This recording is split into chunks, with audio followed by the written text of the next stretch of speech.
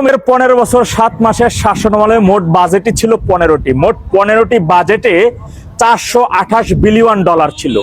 সম্প্রতি তারেক রহমান সংসদে দাঁড়িয়ে বলতেছে আওয়ামী লীগ নাকি 234 বিলিয়ন ডলার পাচার করছে। এই বিষয়ে একটা অনুসন্ধানী তথ্য আপনাদের মাঝে পেশ করতেছে একেবারে প্রমাণ সহ। কিন্তু তার আগে এই ভিডিওর মাধ্যমে তারেক রহমানকে বলতে চাই,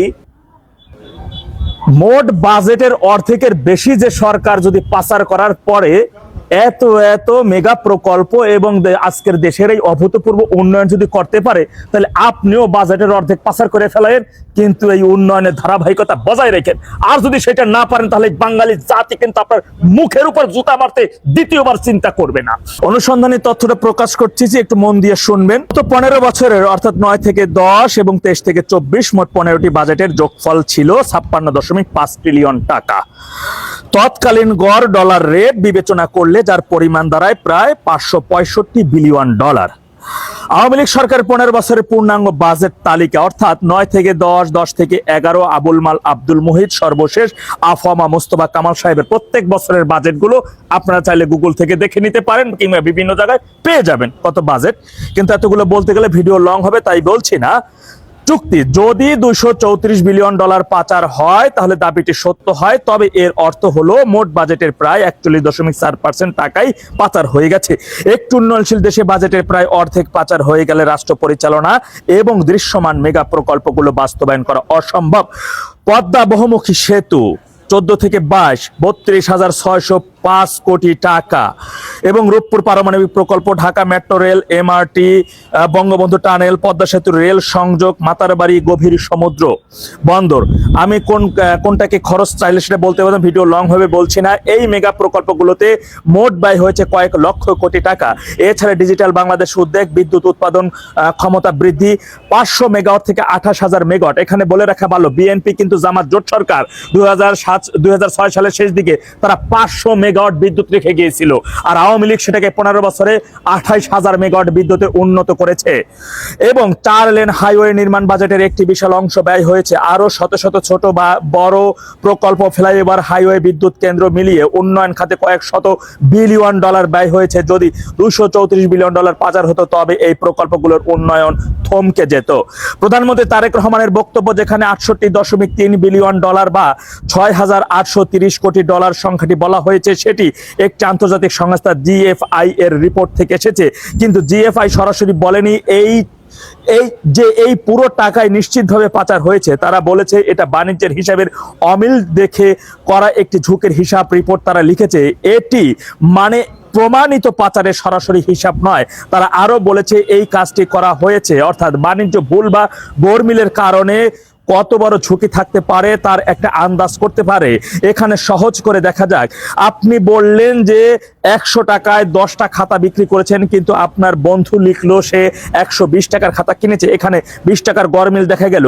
এই গরমিল দেখে সন্দেহ করা যেতে পারে যেন একটা ভুল আছে, কিন্তু শুধু গরমিল দেখেই বলা যায় না যে টাকা চুরি হয়েছে। প্রথমে দেখতে হবে হিসাব ভুল হয়েছে কি না।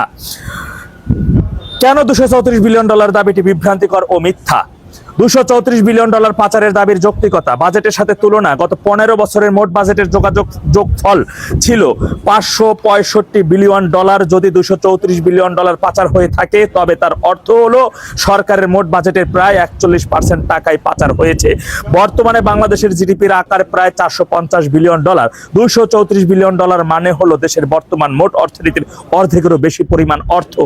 যখন পদ্মা সেতু, মেট্রো রেল, পারমাণবিক বিদ্যুৎ কেন্দ্রের মতো বিশাল অবকাঠামো দৃশ্যমান হয়, তখন বোঝা যায় বাজেটের একটি বড় অংশ বাস্তবে খরচ হয়েছে। বাজেটের 41% পাচার হলে এই অর্থ সংস্থান অসম্ভব হতো। 234 বিলিয়ন ডলার পাচার মানে হলো দেশের মোট অর্থনীতির অর্ধেকের বেশি অর্থ গায়েব হয়ে যাওয়া, যা কোনোভাবেই একটি স্থিতিশীল অর্থনীতির পক্ষে সম্ভব নয়। দাবিকারী কোনো সুনির্দিষ্ট ব্যাংক স্টেটমেন্ট বা আন্তর্জাতিক অডিট রিপোর্ট পেশ করেনি।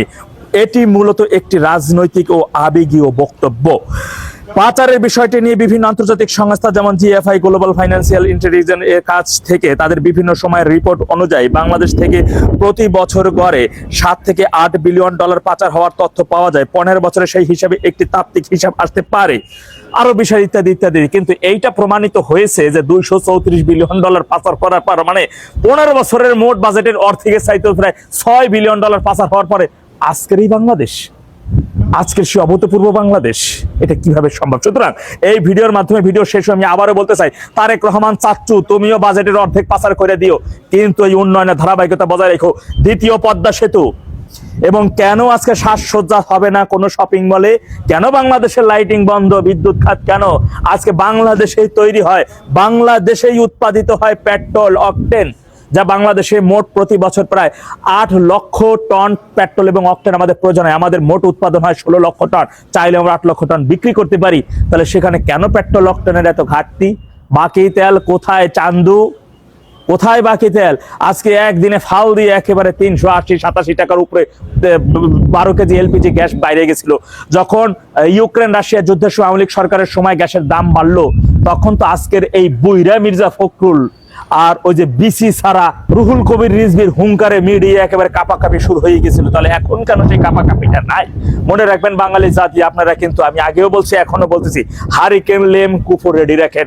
তারেক রহমান 20 বছর আগেই বলছিল একই সাথে বাসা বাড়িতে এবং শপিং মলে বিদ্যুৎ চাবেন, তা তো হইবে না। সুতরাং সেই একই রকমের, যখন শপিং মলে বিদ্যুৎ থাকবে আপনার ঘরে থাকবে না, আপনার ঘরে যখন থাকবে তখন আপনার ব্যবসা প্রতিষ্ঠানে থাকবে না। তাই লেম কুপো হ্যাজাক রেডি রাখেন, নয়তো লোকি বৈঠা নিয়ে মাঠে নামেন। আসসালামু আলাইকুম।